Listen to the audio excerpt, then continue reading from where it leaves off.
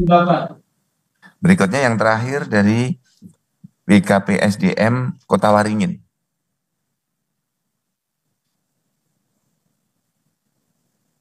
Ya, terima kasih Pak Kepala. Izin perkenalkan saya Rendra dari perwakilan BKPSDM Kabupaten Kota Waringin Barat. Mungkin ada beberapa pertanyaan yang ingin kami dalami terkait paparan yang disampaikan oleh Pak Deputi Suharmen tadi ya Pak ya. Yang pertama terkait dengan di slide rekomendasi solusi. Yang pertama adalah permasalahan terkait salah memilih formasi, di mana di sana rekomendasi yang disampaikan adalah instansi bersurat perubahan pilihan formasi. Nah, ini yang ingin kami tanyakan, kami instansi bersuratnya ke mana, kemudian mekanismenya seperti apa? Itu yang pertama. Yang kedua, pelamar tahap 1 tidak hadir ujian CAT dengan alasan sakit atau ibadah umroh. Ini kemudian solusinya adalah mendaftar seleksi P3K tahap 2. Nah, ini yang kami ingin dalami juga adalah bagaimana mekanismenya ini. Apakah instansi bersurat atau otomatis nanti teman-teman pelamar yang kemarin tidak hadir saat seleksi kompetensi tahap 1 itu bisa langsung mendaftar. Yang terakhir mungkin yang nomor 3 terkait dengan permasalahan non ASN daftar CPNS, kemudian tidak lulus SKD atau SKB. Rekomendasi yang disampaikan dalam paparan tadi adalah diangkat menjadi P3K paruh waktu. Terkait ini yang ingin kami perjelas adalah non ASN yang dimaksud ini adalah non ASN yang terdaftar dalam database BKN 2022 atau seluruh non ASN yang kemudian di tempat kami memang ada non ASN yang tidak terdaftar dalam database BKN 2022, kemudian ikut seleksi CPNS dan mereka ada yang gugur di SKB maupun SKB. Nah, itu apakah termasuk dalam kriteria yang dimaksud atau bagaimana? Mungkin itu Pak Kepala pertanyaan kami. Terima kasih. Assalamualaikum warahmatullahi wabarakatuh. Baik, terima kasih Bapak dan Ibu. Dari 4 penanya ini perlu saya sampaikan bahwa kebijakannya itu seperti ini. Saat ini yang kita selesaikan terlebih dahulu adalah non-ASN yang ada dalam database BKN per 31 Desember 2022. Di luar data itu nanti akan ada mekanisme yang lain, tidak saat ini. Kemudian yang kedua, kita ini melaksanakan mandat Undang-Undang ASN. Ya, jadi kalau ada yang pertanyaan yang harus kita habiskan itu sebenarnya per tahun 2024. Setelah ini tidak boleh lagi ada pengangkatan-pengangkatan dalam jabatan tenaga honorer karena kita berkomitmen menyelesaikan terlebih dahulu sisa yang 1,7 juta ini. Nah, oleh karena itu teman-teman semua nanti minta tolong Pak Waka, Pak Haryomo untuk beberapa kebijakan karena Pak Waka ini pemahamannya luas dan mendetail. Kemudian untuk teknis nanti menghidupkan, membuka linknya Pak Harmen, nanti tolong disampaikan. Yang kemarin sudah ikut di calon sebagai CPNS, kemudian tertutup linknya. Nah, ini kebijakannya akan kita buka. Nanti Pak Harmen untuk menjelaskan, dan yang terakhir dari Kota Waringin Barat tadi, teknisnya seperti apa. Nah, ini rekan-rekan semuanya juga perlu saya sampaikan mengapa tadi kita terjeda sebentar jam 10 menyanyikan lagu Indonesia Raya. Nah, ini di BKN dalam rangka penguatan karakter kebangsaan, menguatkan nasionalisme. Pukul 10 menyanyikan Indonesia Raya. Semua pegawai, tamu, dan setiap acara kita berhenti sejenak. Nah, untuk juga membangun kualitas religiusitas dan spiritualitas, juga di BKN ada doa bersama jam 8 pagi sebelum mulai kerja dan setelah selesai kerja pukul 16. Itu informasi dari kami. Pak Haryomo dan Pak Aba nanti silahkan untuk merespon 4 pertanyaan ini. Terakhir Pak Harmen untuk yang teknisnya. Pak Haryomo, Pak Waka silahkan. Terima kasih Pak Kepala. Sekalian, Assalamualaikum warahmatullahi wabarakatuh. Selamat pagi, selamat siang, salam sehat, salam sejahtera bagi kita semua. Bapak Ibu yang saya hormati, tadi disampaikan oleh Pak Kepala, Pak Harmain, dan Pak Deputi SDMA, Pak Aba, kaitannya dengan kebijakan pemerintah untuk penyelesaian dan penataan tenaga non-ASN yang ada di dalam database. Jadi sekali lagi kami garis bawahi, prioritas pertama kita saat ini adalah mereka yang ada di dalam database. Tadi disampaikan juga beberapa siapa saja itu yang bisa melamar di tahap kedua. Jadi tahap pertama itu sebetulnya sudah selesai. Hanya karena ada beberapa yang belum bisa melamar, tadi Pak Armin sebutkan juga, kita buka ruang untuk melamar tahap kedua. Sebetulnya posisinya sama, hanya karena yang tahap pertama tadi menurut datanya Pak Deputi masih sisa dan itu komitmen pemerintah untuk diangkat maka dibukalah tahap kedua. Jadi ini prinsip dasarnya dulu. Jadi kalau mereka yang tadi pertanyaan bagaimana dengan sisa yang belum kurang dari 2 tahun ya kalau dia memang di luar database nanti kebijaksanaannya. Karena Pak tadi juga tidak menyebutkan untuk yang prioritas yang ketiga. Tapi semuanya tetap yang harus dijadikan prioritas itu adalah ada yang di dalam database, ada yang tenaga honorer K2, ada yang 1,7, ada yang belum mendaftar ke database, kemudian ada yang tidak bisa mendaftar karena formasinya nggak ada yang sudah mendaftar CPNS tapi tidak lulus, tapi tidak bisa mendaftar karena kena peraturan Menpan RB, itu semuanya sudah diatur di dalam 3 kebijakan yang sudah ditangani oleh Bu Menteri. Yang saya ingin ulang sebentar, yang pertama kaitannya dengan mereka yang pasca tenaga non-ASN, sekali lagi mereka yang setelah ini tidak bisa mendaftar karena formasinya tidak ada dan sebagainya, sudah dibuka ruang. Kalau misalnya harapan kami semua jabatan yang ada di dalam data, pangkalan data di BKN itu, jabatan-jabatan apa saja itu bisa diinjek di sistem SHCN kita. Sehingga tidak ada lagi sebetulnya isu mereka tidak bisa mendaftar karena tidak ada formasi. Namun demikian, andai kata memang terpaksanya tidak ada, sudah disediakan 4 formasi tampungan. Sehingga nanti yang penting daftar dulu, masuk dulu, kemudian dia ikut seleksi, dan tidak ada istilah tidak lulus. Karena memang semuanya kita komitmen untuk diangkat menjadi pegawai P3K. Hanya apakah dia pegawai P3K penuh waktu atau paruh waktu sesuai yang disampaikan oleh Pak Aba tadi. Yang pertama, karena mungkin formasi yang diajukan oleh instansi itu beda dengan yang ditetapkan, mengingat alasan anggaran, maka yang pasti mereka yang sesuai dengan jumlah formasi berdasarkan penetapan ranking itulah yang akan diangkat menjadi penuh waktu. Sisanya dia akan diangkat menjadi paruh waktu. Ini yang penting bagi semuanya. Paruh waktu tadi disampaikan juga oleh Pak Aba. Khususnya mereka yang selama ini jadi isu nasional, sudah ikut seleksi CPNS, tetapi dia dinyatakan tidak lulus. Tidak lulus itu karena dia sudah ikut SKD, tidak lulus, atau SKD lulus tetapi SKB-nya tidak lulus, sehingga tidak bisa diangkat, maka yang bersangkutan itu tidak wajib ikut seleksi tahap kedua. Nanti hanya diangkat menjadi tenaga honorer paruh waktu. Tapi kalau misalnya dia mendaftar CPNS, belum sempat seleksi karena TMS pada waktu seleksi administrasi diberikan kesempatan untuk ikut seleksi tahap kedua. Jadi prinsipnya tidak bisa mereka mendaftar itu 2 tempat, yaitu untuk ketiga mohon PNS berdasarkan Permenpan 6 tahun 2024.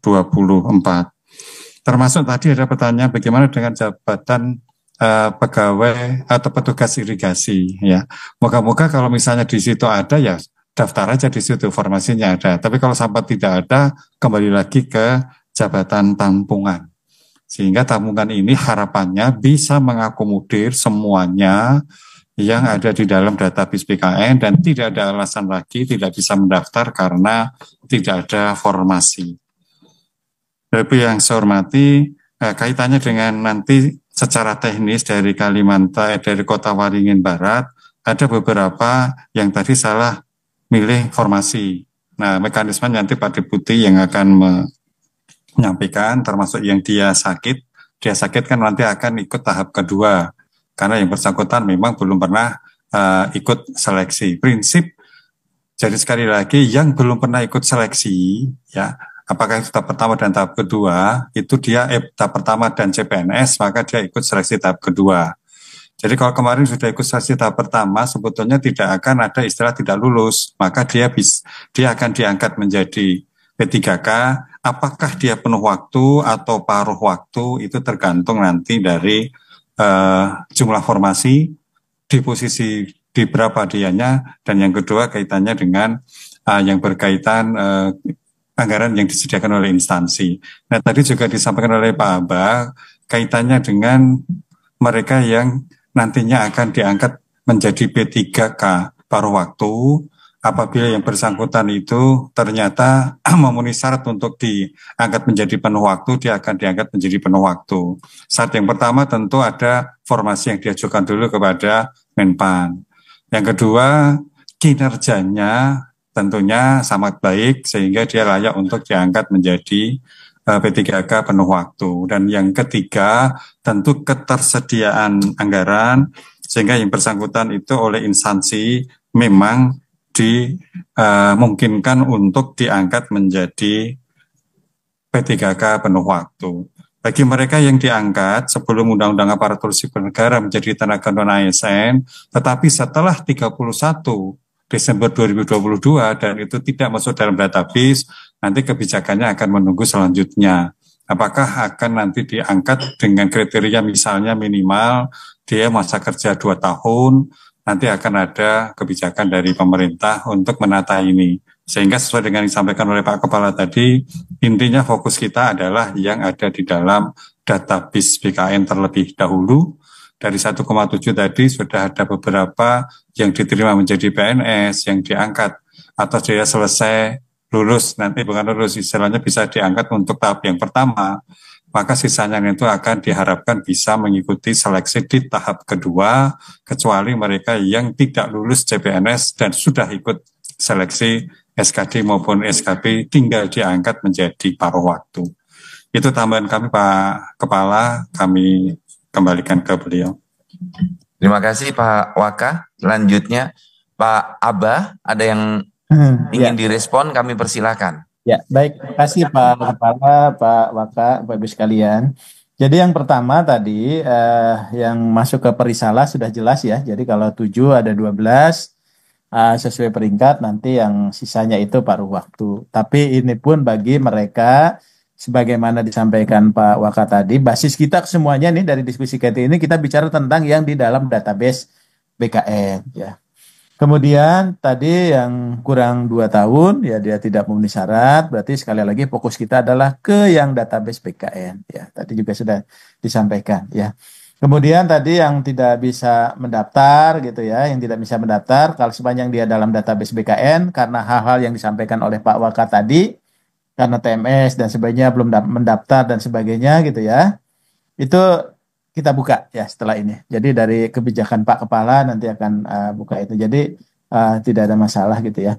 Kemudian tadi yang paling penting saya ingin menggarisbawahi, tadi ada yang non-ASN tapi melamar ke CPNS, dia lulus tapi dia bukan database, maka dia tidak masuk ke dalam kriteria di kebijakan kita yang baru. Jadi mereka pun yang ikut mendaftar di CPNS itu adalah bagi mereka yang memang tadi ada dalam database BKN sudah seleksi tapi nggak lolos SKD atau SKB gitu ya. Termasuk kalau yang tidak hadir karena sakit dan sebagainya, itu pun orang yang ada dalam database itu sudah bisa ya. Jadi nggak ada masalah karena dia akan ikut ke tahap kedua. Barangkali ini Pak Kepala, Pak Waka yang dapat kami tambahkan. Terima kasih. Terima kasih Pak Deputi. Teknis di Pak Harmen. Silakan Pak Harmen untuk bisa dijelaskan membukanya bagaimana, pengajuannya bagaimana. Monggo. Baik. Pak Kepala izin sebentar sebelum Pak Deputi. Saya izin mendampingi Bu Menteri sebentar ya Pak ya. Ya silakan Pak Deputi ya, boleh. Terima kasih. Baik, terima kasih Pak Kepala, Pak Waka, dan Bapak Ibu semua.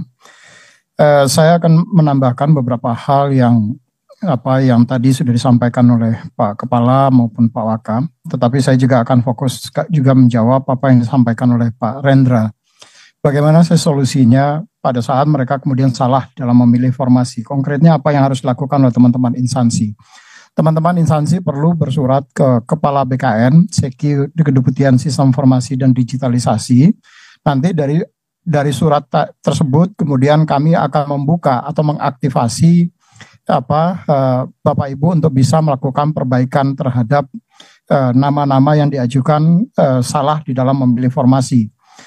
Begitu juga terkait dengan mereka yang sudah mendaftar tahap 1 tetapi kemudian tidak hadir pada saat melakukan seleksi di tahap 1. Tadi misalnya apakah dia karena sakit, apakah dia karena sedang melaksanakan ibadah misalnya, dan di dalam surat Menpan yang baru mereka kemudian diberikan kesempatan untuk bisa mengikuti seleksi di tahap kedua. Maka kami tentu tidak tahu apakah yang bersangkutan tadi memang hadir atau tidak hadir, maka perlu teman-teman instansi bersurat ke Kepala BKN, Seki, Deputi Sistem Informasi untuk nanti kami buka dan kami tampilkan data-data para orang-orang yang kemudian tidak hadir pada saat di dalam pelaksanaan seleksi di tahap 1 yang lalu. Terkait dengan yang ketiga tadi, apakah lulus CPNS terdata atau yang tidak terdata yang kemudian bisa diangkat menjadi P3K paruh waktu, ini sudah dijelaskan oleh Pak Aba dan Pak Wakil Kepala tadi, bahwa prioritas kita adalah mereka yang terdaftar di dalam database non-ASN. Nah, di dalam catatan kami, tadi kami sudah menyampaikan bahwa mereka yang terdaftar di dalam database non-ASN BKN yang mengikuti seleksi kemarin itu sebanyak 62.445 orang. Setelah kita melakukan pengolahan hasil, yang lulus sampai dengan akhir, yang mendapatkan formasi CPNS itu sebanyak 5.302 orang, dan yang tidak lulus seleksi CPNS sebanyak 57.143 orang. Nah, 57.143 orang ini karena dia terdaftar di dalam database non-ASN, maka mereka lah yang kemudian akan langsung otomatis diangkat menjadi P3K paruh waktu tanpa harus mengikuti seleksi di tahap kedua. Seperti yang tadi disampaikan oleh Pak Deputi SDMA. Mereka nanti akan langsung diangkat menjadi P3K paruh waktu sesuai dengan surat Menteri PAN RB sehingga dan sejalan dengan peraturan Menteri PAN RB nomor 6 tahun 2024 bahwa setiap peserta seleksi calon aparatur sipil negara 2024 itu hanya bisa mendaftar di salah satu formasi jabatan di dalam tahun formasi yang sama. Nah, itu yang pertanyaan dari Pak Rendra tadi terkait dengan bagaimana mekanismenya dan tentu dengan konfirmasi surat dari Bapak Ibu kami akan membuka link yang bersangkutan sehingga bisa dilakukan perbaikan terhadap data-data yang bersangkutan, karena apakah itu karena salah pemilih formasi, apakah karena memang tidak hadir pada saat mengikuti seleksi di tahap 1 kemarin. Itu mungkin tambahan dari kami Pak Kepala. Terima kasih Pak. Rekan-rekan semuanya, hari ini kita sudah menyampaikan beberapa kebijakan baru untuk melakukan adopsi dan adaptasi terkait dengan beberapa masalah yang belum selesai. Nah, untuk itu kita sudah berusaha seoptimal mungkin dan perlu dukungan dari Ibu Bapak serta seluruh pegawai honorer yang sudah terdata dalam database 2022 untuk mendaftar. Nah, sebab kalau nggak mendaftar, pintunya nggak ada lagi untuk masuk ke dalam sistem. Nah, ini yang belum mendaftar masih ratusan ribu. Ini data bergerak terus, pendaftaran termonitor terus secara sistem, tapi masih ada ratusan ribu. Waktu tinggal hari ini dan besok. Oleh karena itu, Ibu Bapak sebagai closing dari acara ini, saya minta pertama 14 kantor regional BKN untuk bersama-sama dengan rekan-rekan pengelola SDM di provinsi, kementerian dan lembaga untuk melakukan blasting informasi ini secara meluas.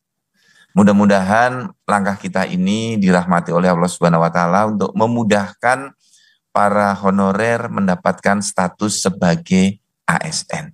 Demikian Ibu dan Bapak, pertemuan hari ini insya Allah kita akan rutin untuk melakukan monitoring pembinaan kepegawaian setiap pekan. Setiap pekan nanti kita ambil hari tertentu, apakah Selasa atau Rabu, untuk terus kita mendorong pemajuan aparatur sipil negara di seluruh Indonesia, di 514 kabupaten, 38 provinsi, dan 80 kementerian lembaga.